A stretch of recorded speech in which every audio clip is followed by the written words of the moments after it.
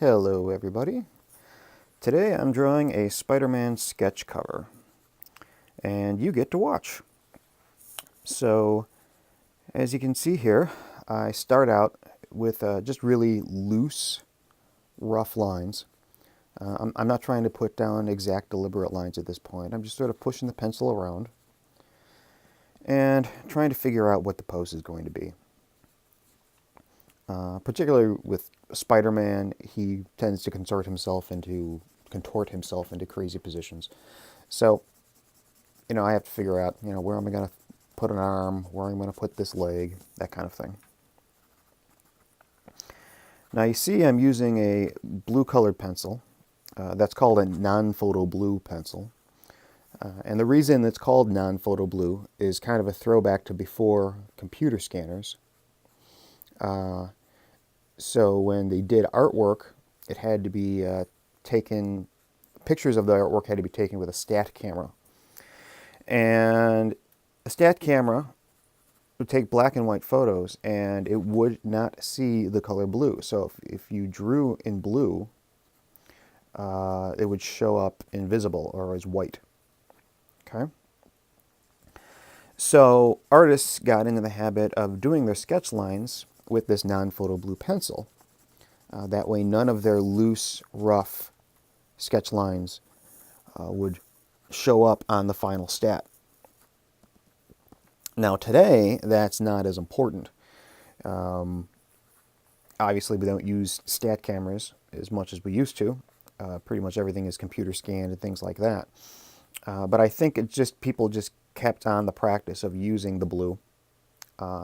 It has a practical application, not necessarily the blue color, but using a different color than the regular pencil to start out with your sketch lines. Because, the first step here is to really just get a rough idea of, like I said, what your pose is going to be.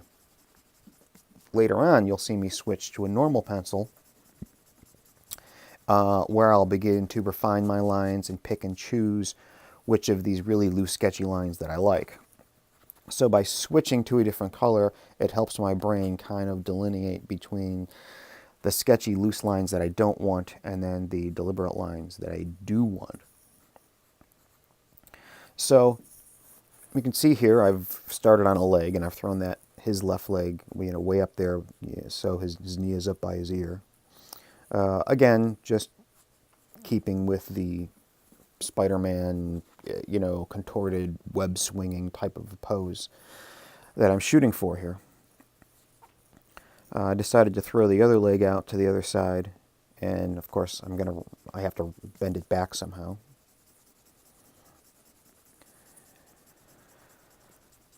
So I'm just sort of figuring out the proportions here, the top of the leg versus the bottom of the calf and the shin. Trying to figure out where the foot goes here. It's okay to overlap it over the arm. That actually kind of helps the visual space, foreground and middle ground there.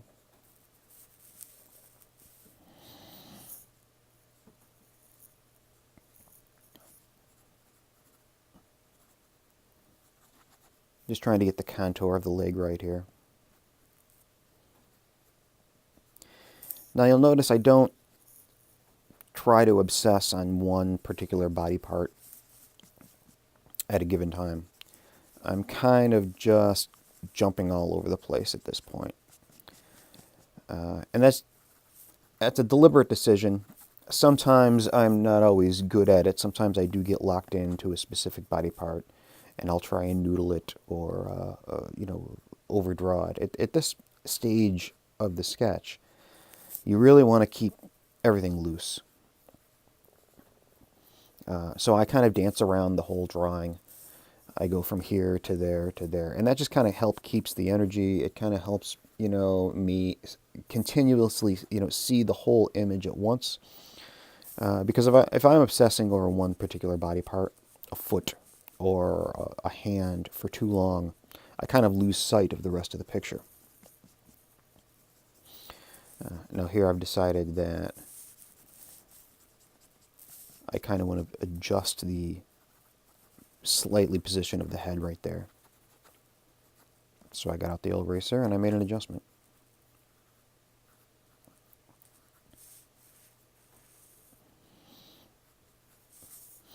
Now there's different ways to, do this sketching stage.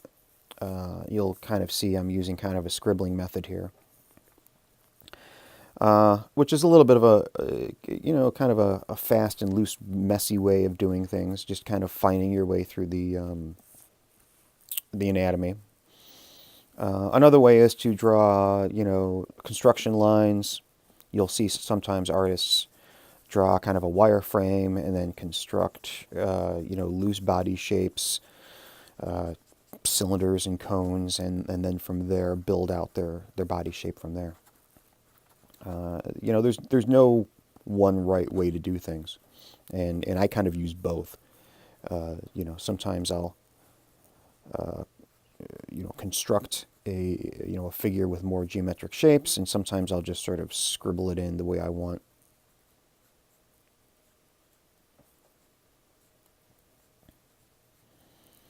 Here I'm just trying to get the head shape the way I like it.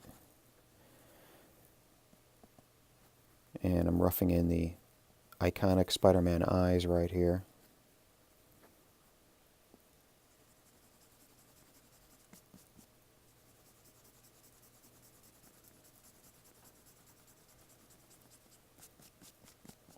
And those Spider-Man eyes, they take practice. They're not easy to get down right at the beginning.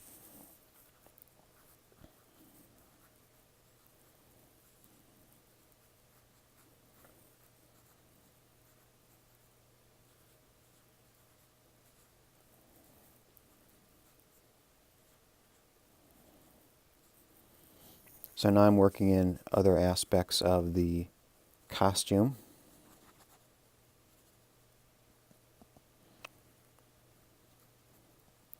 And now I'm switching to the regular lead pencil. Now this is a lead holder. You'll see there that I can actually slide out the lead and replace it with different leads. So the holder itself obviously is permanent, and then I just replace the leads as I need it. And the leads come in different hardnesses or softnesses. So if a harder lead will keep its point better, and it will tend to draw a lighter line, whereas a softer lead will draw a darker line. I'll tend to have to sharpen it more often. The lead I'm using here is called an HB, which is right in the middle. It's a medium hardness pencil lead. It's actually a little bit harder than I prefer. When I can, I like to draw it with a 2B, which is just slightly softer than this one. It gives me a slightly softer, a slightly darker line. But the HB is, it's perfectly acceptable here. So now this is the stage where I can kind of pick out the lines that I want to use and ignore kind of the messy lines that I don't want to use. So this is a refinement stage, as I was saying before. This is why I kind of laid down my initial sketch with the blue. And differentiating between the blue and the regular gray pencil lead, that just kind of helps your brain pick out the lines that you want.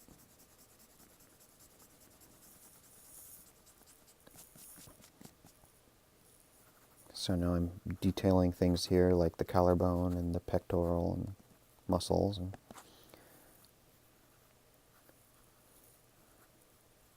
defining that jawbone right there.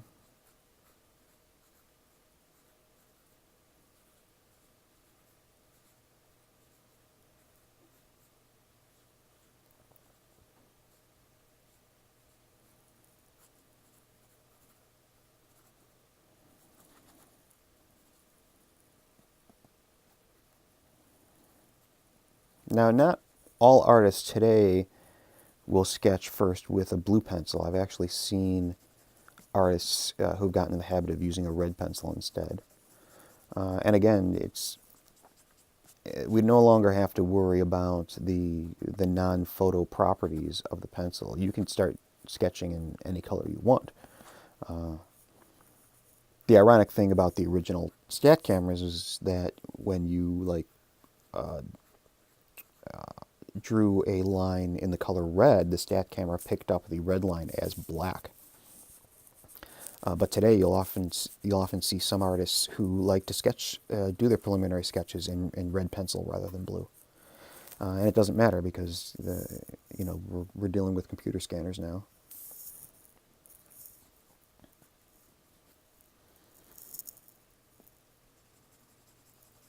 And you can just erase what lines you like, and then scan it into your computer, and you can do all sorts of adjustments in Photoshop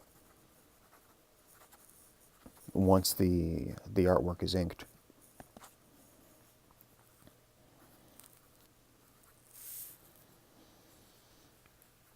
Now, what my plan is for this video is that this will be one video for just the drawing of the sketch cover, and I think I'll separate out the inking of the black lines and the filling in with color for my next video.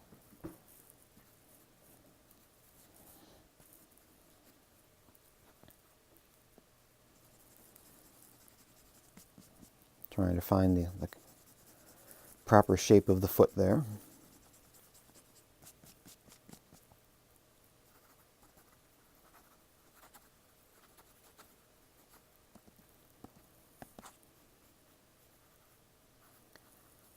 And now I have to work on that hand. And this is where I'm kind of thinking more, hands can be problematic. There's so many different ways that they can twist and turn, and there's so many different moving parts with the different fingers.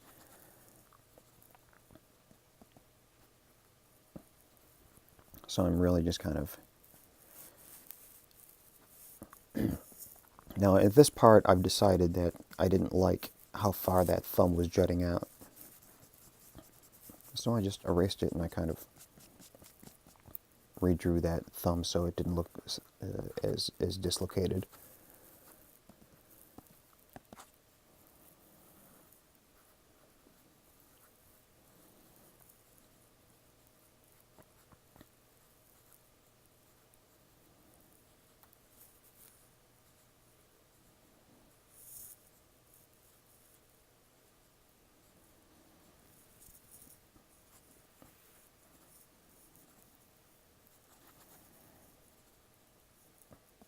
Now I'm kind of getting away with that from that hand. Again, I don't like to dwell on any one part for too long. I'm blocking in some shadows right here. Rather than, if Spider-Man was crunched over like that, there would be a whole lot of kind of ugly wrinkles and folds in his midsection. So drawing in that shadow, it's not only accurate, but it's just sort of artistically just sort of more pleasing, so we don't have to see Spider-Man's crotch and all those lines on his low nether region there. Just drop a shadow and move on. And here I'm adding blacks to the arms and legs. Just kind of adding in the shadows to kind of just give a little bit more form to the musculature.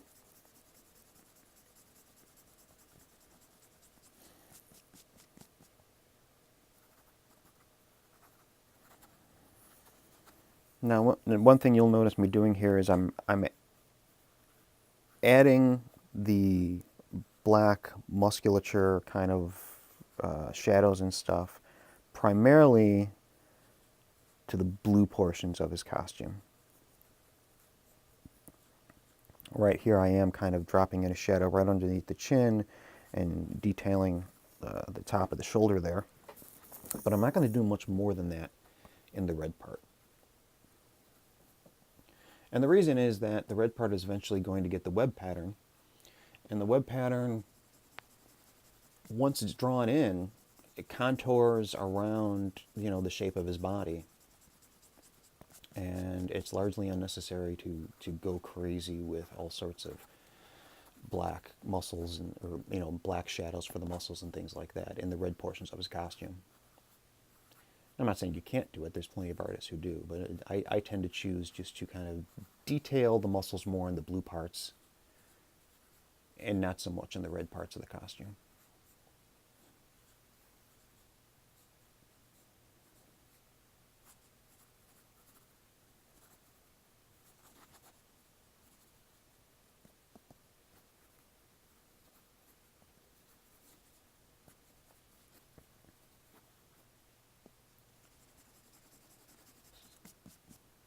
Now I'm drawing in his web line. And I want to kind of make it look like it's shooting a little bit out at the viewer. So I want to get that little bit of a perspective on it.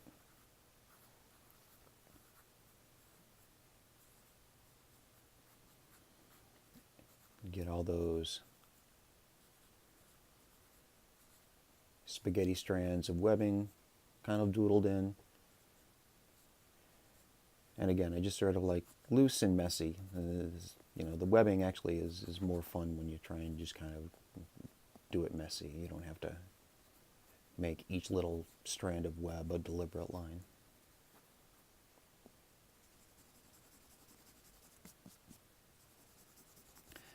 And now I've decided that I want to put another web line behind him, kind of like he's tossing it away. So the one back there is the one that he's just released.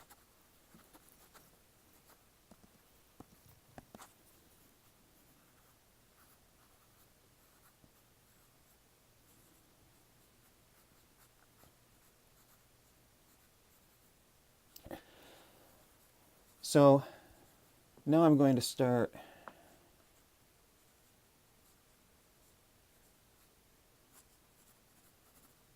working on the web pattern of the red portion of his costume.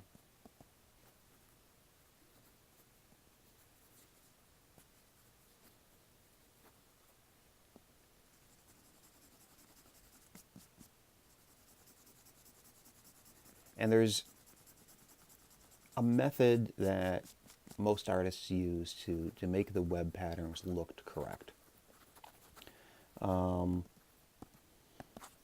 Back in the early days of Spider-Man, Steve Ditko, it took him a while to figure out, exactly the direction of the scalloping and the way the web lines go. Even I think John Romita's first attempt at Spider-Man, which was on the cover of an early Daredevil issue, the web pattern was upside down compared to the way most artists do it now. But generally speaking, there's a system to it. And what you see now is I'm starting to draw the web patterns on the face mask because the entire direction of the webs emanate right from that center spot between his eyes. His face mask tends to look the best when you start with that one center line coming down the center of the mask at the top, and then it hits that middle spot between the eyes, and then it branches off into two lines running down to his chin. And then from there, you kind of spiral out with those vertical lines.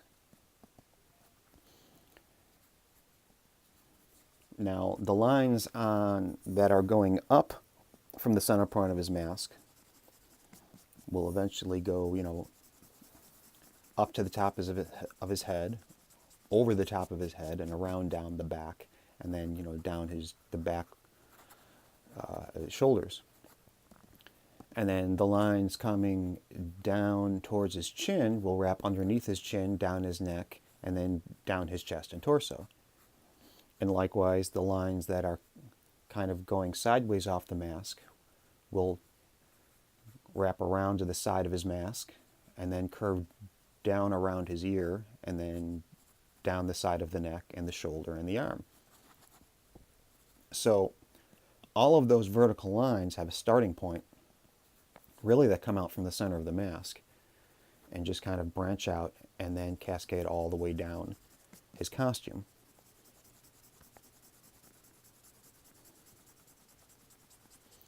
And then you've got the horizontal scalloping web lines.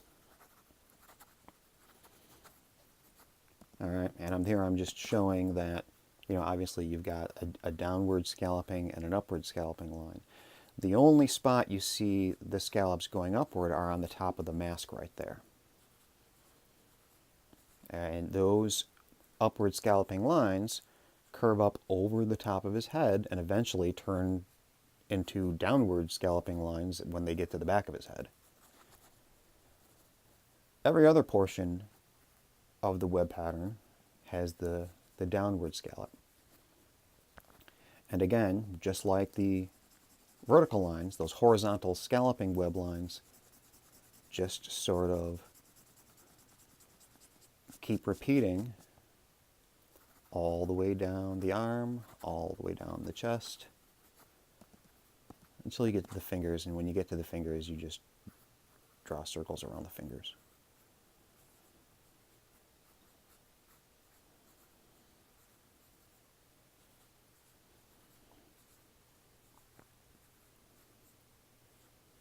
But you want to keep the direction of those scalloping web lines consistent. You don't want to reverse it. So it always goes downwards towards the end of the extremity. Now you'll notice that his arm and back, that's throwing the web line backwards, it looks like those horizontal web lines are scalloping upwards. But that's just because his arm is rotated upwards towards the sky. If you were to rotate that arm back down, they would be scalloping down towards his hand. So here I've just added a few more little details to the back web line, and I've decided to throw in a bit of a city skyline.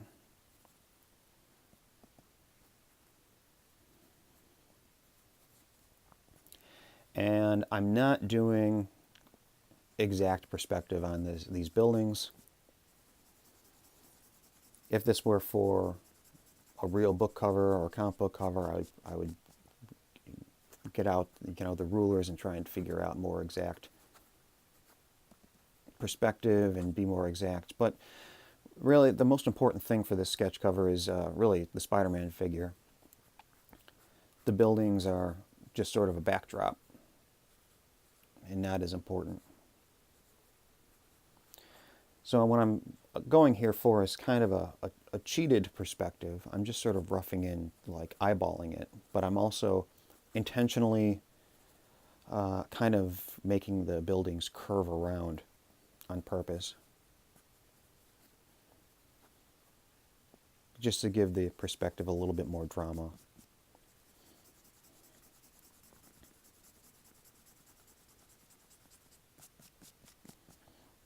Almost a fisheye lens type of an idea.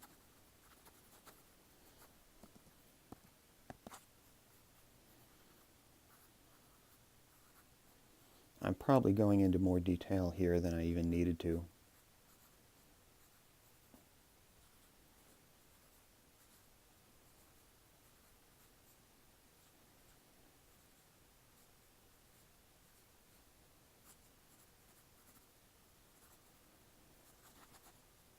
Sometimes I can't help myself. I get so involved in the drawing that it's hard for me to keep it as simple as I should. And even this, again, so I keep telling myself as I'm drawing these right now, this is just quick. Don't go crazy with the architecture. Because I really think when I get to the color stage on this, I'm not even going to do much detail at all with the markers. I think I may just do kind of a flat gray and leave it at that. In which case you don't need very much detailing in the architecture.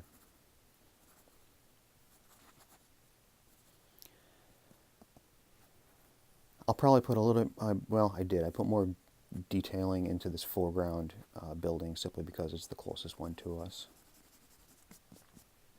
The ones in the background I'm just going to leave as silhouettes.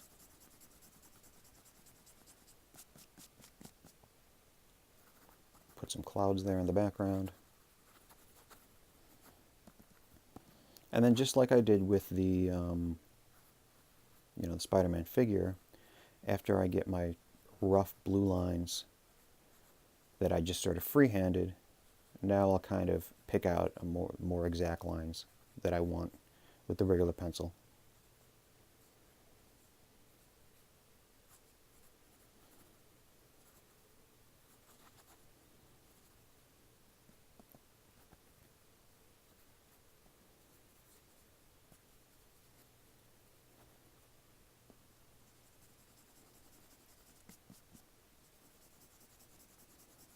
Now here I'm trying to make it look a little bit like a building architecture, but I'm still just sort of suggesting the architecture of the building. Suggesting the windows there, not going too crazy, noodling and detailing every little detail of the building. There's some sort of an antenna that I'm putting up there.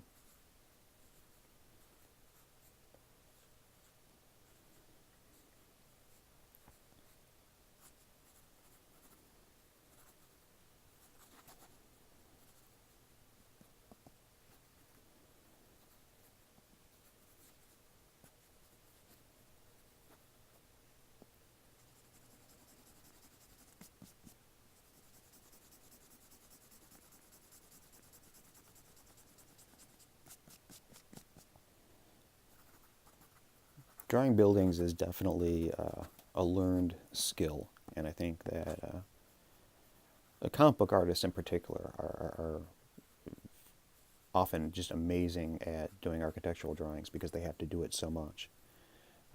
Particularly some of the guys who have to draw Spider-Man because so many shots are in the New York City skyline. For my work, I don't have to draw them as much for my merchandise work. Typically, with the product and merchandise, it's just a single Spider-Man figure pose, without a city skyline behind it. But it's like anything else. The more you do it, the better you get at it. I've read articles where longtime veteran comic book artists who have city buildings down to just sort of a science as far as how they methodically go through, because they've done it like thousands and thousands of times. They know the architecture and they can do it in their sleep. And then you ask them to draw a story in the suburbs or a jungle, and it stumps them because that's something that they don't have a lot of experience with.